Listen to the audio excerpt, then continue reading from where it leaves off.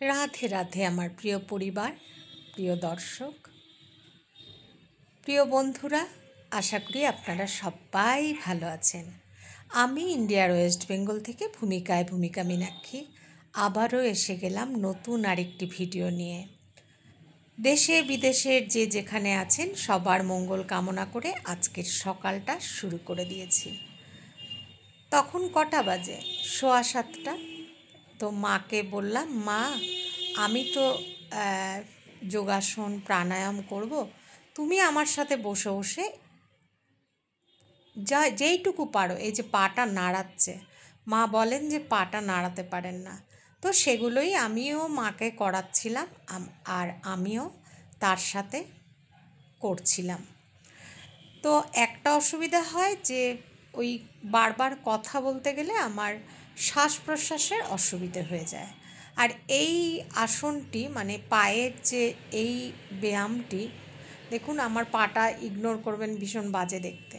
তো এই পায়ের যে ব্যায়ামটি, এই যে পা একবার গোড়ালি ওঠানো আর এই যে সামনে নেওয়া, এরকম করা, এটা করলে, এটা আমি 100 বার করে করি। এটা অনেকে দাঁড়িয়েও করে, অনেকে চেয়ারের ওপর পা রেখেও করে, তো আমি এইভাবে বসেই করি, এটা আমার সুবিধে হয়। এটা করলে সুগার কম হয়, সুগারের পেশেন্টদের ভালো এইটা করা। তো যাই হোক, এটা আমি করি 100 বার, সেটাই আপনাদের আজকে দেখালাম। এর আগেও বোধহয় একদিন আমি দেখিয়েছি। এটা আচার্য মনীষ, আপনারা দেখে থাকবেন, উনি এটা বলেন যে দর্জিদের কখনো নাকি সুগার হয় না, কারণ তাদের, ওনার ভাষায়, তাদের পাটা যেহেতু মেশিনের মধ্যে সবসময় এরকম হতে থাকে, তাই দেখবেন যে টেইলারদের কখনো সুগার হয় না। তো যাই হোক, আমি কিন্তু এই আসনটি করে উপকার পেয়েছি। তো এদিকে তারপরে আমি এখানে যোগা ম্যাটটা পেতে নিলাম।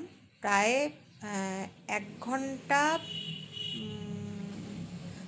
1.5 ঘন্টার ওপর আজকে আমার লেগে গেছে যোগা প্রাণায়াম। তাও পুরোটা কিন্তু আমি সারতে পারিনি, কারণ সবটা সারা যায় না।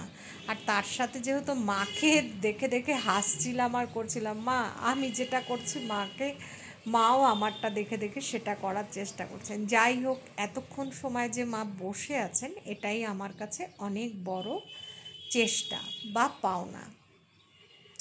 তো সব আসন তো আর দেখানো হয়নি, তবুও চেষ্টা করেছি যতটুকু দেখাবার ততটুকুই, কারণ এই ভিডিও করে করে হয় না। আর কেউ যদি এটাকে ক্লিক করে থাকেন ভিডিওটি, তাহলে সম্পূর্ণ দেখবার অনুরোধ রইল। আজকাল তো এমনি ভালো ভিডিও দিলে ভিউজ হয় না, থাম্বনেল যদি আর একটু টাইটেলটা যদি একটু অন্যরকম হয়, বিতর্কিত হয়, তবেই ভিউজ হয়, নইলে আর ভিউজ হতে চায় না। তো যাই হোক, একটা সুন্দর দিন আজকে আমি কাটালাম। হ্যাঁ, গতকাল সন্ধেটাও আমার ভালো কেটেছে, মানে সন্ধেবেলার আগের থেকে, বিকাল থেকে আমি হইচইতে লজ্জা 2 সিনেমাটা দেখেছি।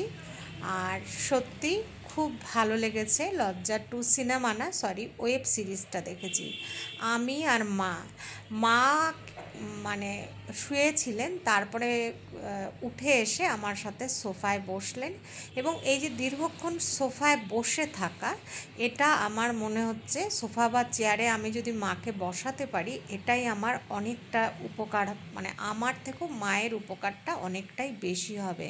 তো মাকে আজকেও আমি বললাম যে মা, আজকে আমার মোবাইলের কাজ, মানে এই ভিডিও দেওয়া, এগুলো কাজ শেষ হয়ে যাক, তারপরে আবারও আজকে হইচইতে আরেকটা সিনেমা দেখবো। হ্যাঁ, তুমি কিন্তু দেখবা, হ্যাঁ, আমার সাথে। তো মা বলছে, আমি শুয়ে শুয়ে, আগে খাটটা যেরকম ছিল সেরকমভাবে শুয়ে শুয়ে ভালোই দেখতাম।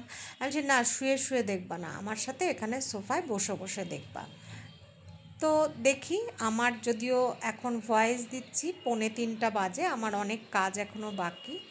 এই ভয়েস দিতে গিয়েই অনেকটা টাইম লেগে যাবে, তারপরে কর্ম শেষ করে তো একটা সিনেমা চালিয়ে দেব, যেটা মারও দেখতে ভালো লাগবে, আমিও কিছুটা দেখব যদি ভালো লেগে থাকে। আর এমনিও কালকে অক্ষয় তৃতীয়া, সেই চিন্তাটা মাথায় ঘুরছে যে কীরকম করা যায়। মানে রাম ঠাকুরের পুজো তো অক্ষয় তৃতীয়াতে হয়ই, তাছাড়া হচ্ছে লক্ষ্মী গণেশেরও পুজো হয়, আর এমনি তো রাধাকৃষ্ণের পুজো। যাই হোক, সব দিক দিয়েই ভালো অক্ষয় তৃতীয়ার দিনটি। আর আমি অক্ষয় তৃতীয়ার দিন একটা করে তুলসী গাছ আনি বাড়িতে। এর কোনো কারণ বলতে পারবো না, এটা আমার মেয়ে একবার এনেছিল, সেই সময় থেকে এটাই আমি করি। আজকে মায়ের ঘরের জানালাটা ওই যে রৌদ্র আসছে, হালকাই রৌদ্র আসছে, তবু মায়ের স্যাটিসফ্যাকশন, তাই জানালার পর্দার পেছনে আমার ঘরে যেরকম করেছি এরকম করে করে দিচ্ছি।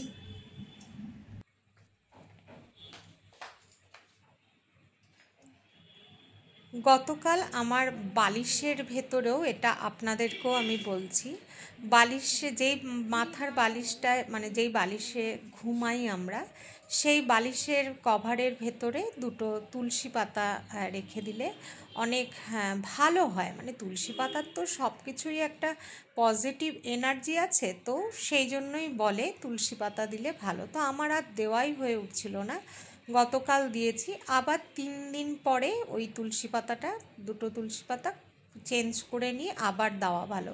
অ্যাকচুয়ালি অক্সিজেন, পজিটিভ এনার্জি সমস্ত কিছুই যেহেতু তুলসী পাতা থেকে আমরা পাই। ঠিক আছে, মনেই করে নিই না যে তুলসী পাতার অনেক গুণ, তো সেই জন্য আমরা তুলসী পাতাটা খেতে পারি। এরকমভাবে শোয়ার সময় রাখলে ঘুমটা ভালো হয়, খারাপ দুশ্চিন্তা হয় না, ভালো চিন্তা হয়।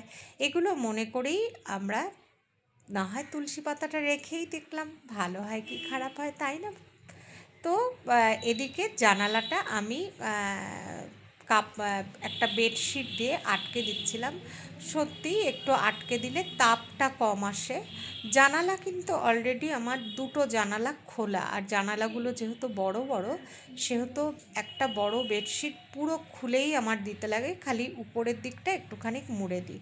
আগের দিন আমার ঘরে করেছিলাম, তো মা বলছে যে আমার ঘরটা নাকি বেশি ঠান্ডা হয়েছে তাতে। তো ঠিক আছে, মায়ের ঘরটাও করে দিলাম, মাও খুশি আমিও খুশি। তো এরপরেই চলে যাব ঘরের একটু ঝুল টুল ঝেড়ে নিয়ে, তারপরে চলে যাব স্নান করে ঠাকুর ঘরে পুজো দিতে। তো এই যে এদিকে চেষ্টা চলছে সম্পূর্ণভাবে ঘরকে কি করে ঠান্ডা রাখা যায় সেই চেষ্টা। জানালা কিন্তু খোলা, কারণ বাইরে একটা সুন্দর হাওয়া আছে, সেই হাওয়াটা যাতে ভেতরে ঢোকে সেই জন্য কিন্তু আমি দুটো জানালা খুলে রেখেছি। তো এই যে কেমন লাগছে এই সিস্টেমটা, মানে এসি তো নেই, এসি আছে, এসি নষ্ট হয়ে গেছে, আর এসিটা আমি ঠিক করি না, যে দরকার নেই, মেয়ে যখন নেই তখন আর এসির আমার দরকার নেই। শুধু শুধু অনেক মিটার ওঠে, যতটা সঞ্চয় করা যায়, কারণ একজনের ইনকামে এই 3টে মানুষের 2 জায়গার সংসার, তো সেই জন্য যতটা সঞ্চয় হয় ততটাই করা ভালো। এসি দিলে আমার 3 মাসের বিল আসে 11,000 থেকে 12,000 টাকা, সেই জন্য আর এসিটা লাগাই না। সাধারণ ইন্ডাকশানেই দেখি আমি অনেকটাই বিল আসে। তো যাই হোক, এগুলো যার যার হিসাব মতো শেষে চলবে, আমি আমার সংসারে যতটুকু আয় করতে পারি। তো এর মধ্যে না জানেন তো, বাড়ি দেখেছিলাম, বাড়ি দেখিনি, মানে আমি ভাবছিলাম যে আবার অক্টোবর মাসে ঘুরে আসবে আমার কাছে জলের সেই চাপটা পুজোর মধ্যে, আর এই সিঁড়ি ভেঙে ওঠানামা করাটা খুবই কষ্টের হচ্ছে। তো ভাবছিলাম যে পেয়েওছি খোঁজ একতলায় দুটো বাড়ির, কিন্তু একা আর সেই শরীরে হিম্মত নেই যে এখন আমি একা একা, এর আগের বার যেমন লাস্ট আমি সমস্ত জানলাটা দিয়ে খুব তাপ আসে, এত আসতো না, তবুও এই যে ঠিক করে দিলাম। এখন বাজে 9টা, সকাল 9টা। ওই যে ওখানে একটু ঝুল ঝুল ঝুলঝুল মতো পড়েছে না, ওগুলোকে এখন সারা ঘরে যতগুলো এরকম আছে ওগুলো একটু টেনে দিই।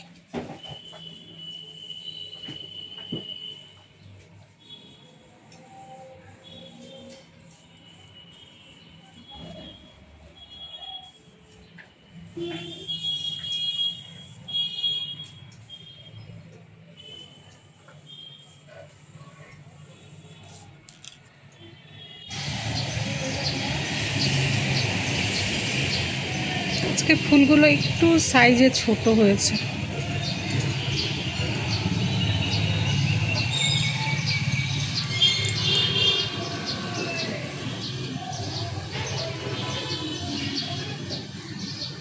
কত সুন্দর, মনটাই ভরে যায়। এই ফুলগুলো ঠাকুরের পায়ে যাবে।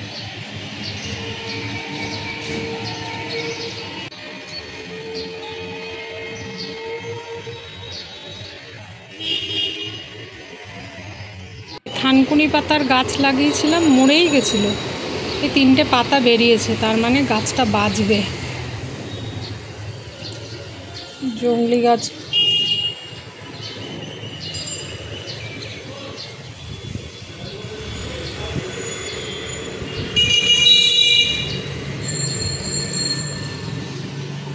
সব আগাছা।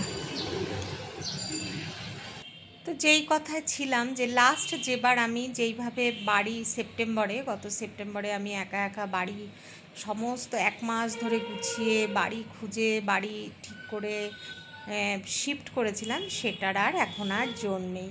শরীরেরও জোর নেই, মনেরও জোর নেই। তাই ভেবেছি এই বছর যদি মেয়ের বিয়েটা হয়ে যায় তবে এখানে তো আর থাকার কোনো প্রশ্নই আসে না।